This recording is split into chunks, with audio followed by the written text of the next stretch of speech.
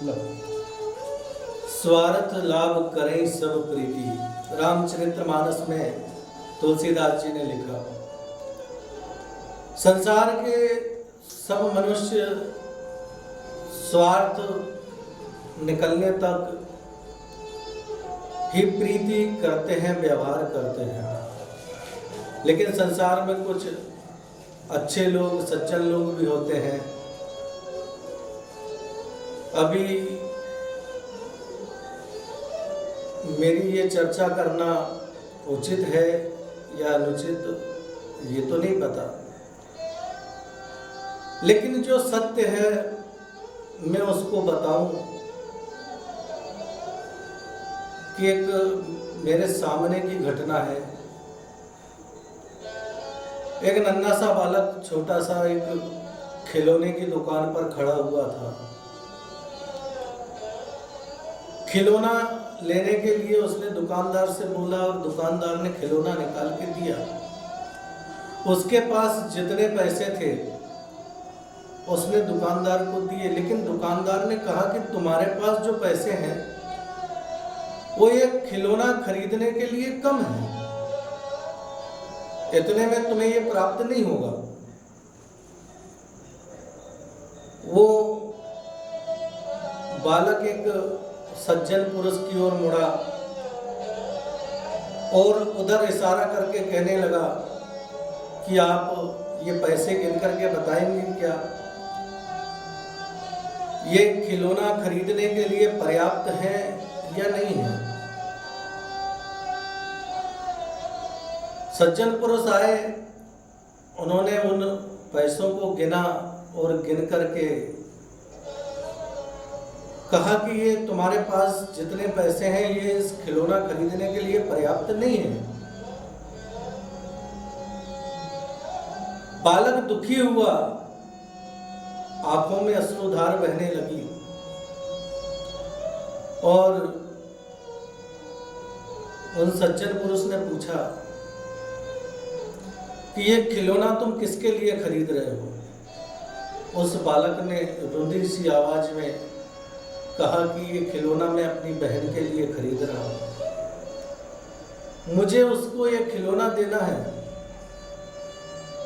और उसे गुड़िया बड़ी पसंद है, मैं उसे देना चाहता हूं।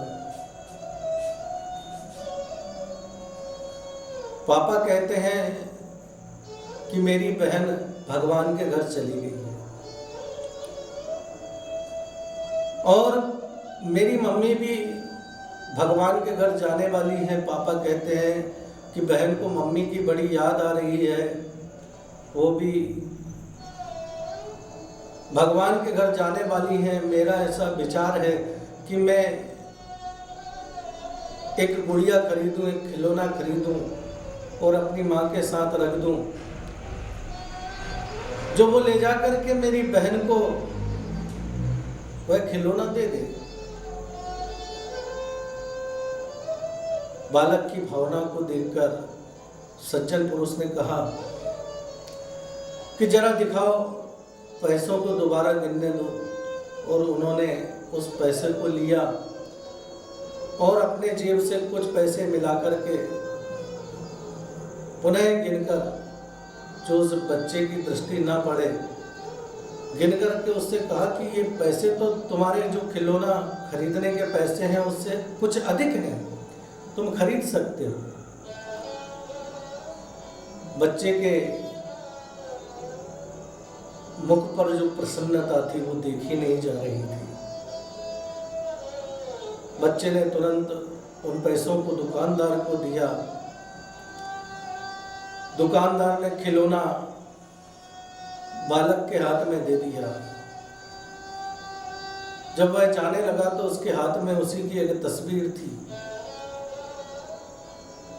उन सज्जन पुरुष ने पूछा कि बेटा, ये फोटो तुम क्यों लेकर के घूम रहे हो, तुम्हारी? उसने कहा, अंकल जी, मैं ये अपनी तस्वीर भी अपनी बहन के पास पहुंचाना चाहता हूं, अपनी माँ के साथ, कि वो खिलौना दे, साथ में तस्वीर भी दे दे। जब मैं बड़ा हो जाऊंगा और जब मैं भगवान के घर उन्हें लेने के लिए जाऊंगा तो वो मुझे देख करके पहचान जाए, इसलिए मैं अपनी तस्वीर भी देना चाहता हूँ। सच्चे पुरुष की आंखों में अश्रुधार थी, लेकिन एक बच्चे के मुख पर अति प्रसन्नता थी। किसी शायर ने भी कहा है कि घर से मंदिर है बड़ी दूर, क्या किया जाए, चलो किसी रोते हुए बालक को हंसाया जाए। मेरे बहन भाई, संसार में बताया गया है कि बालक भगवान का रूप है, और उन सज्जन ने जो सहायता बालक की करी उससे वो अति प्रसन्न था।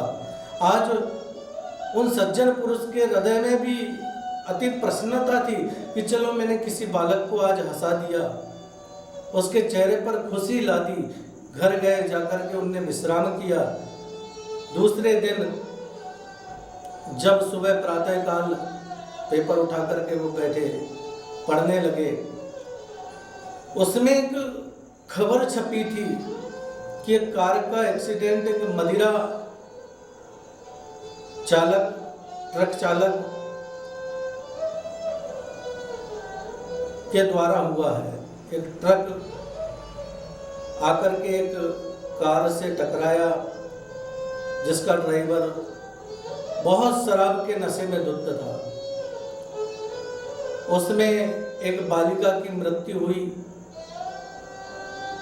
उस बालिका की मां अति गंभीर हालत में हॉस्पिटल में भर्ती थी, और रात्रि में ही उन्होंने भी इस शरीर का त्याग कर दिया।